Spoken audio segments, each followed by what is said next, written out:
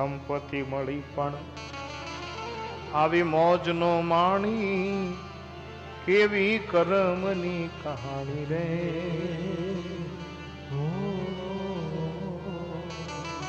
ઘણા ઘણા પાસે સંપત્તિ હોય પણ આવી મોજ ન હોય. મેં એવા એવા માણસોને જોયા છે. આપણે કંઈક કથા કરાવી લ્યો, કંઈક સત્કર્મ કરી લ્યો, કાંઈક દાન પુણ્ય કરી અને આ પૈસાનો સદુપયોગ કરી લ્યો, છતાંય ન માને. આ તમને મારો નીચ અનુભવ કહું.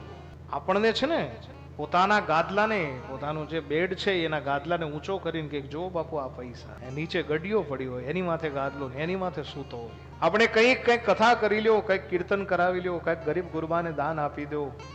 પછી સાહેબ 8 વાગે રાતે આવ્યા ટીવી ઉપર, ભાઈઓ બહેનો આજથી આ નોટ બંધ થાય છે.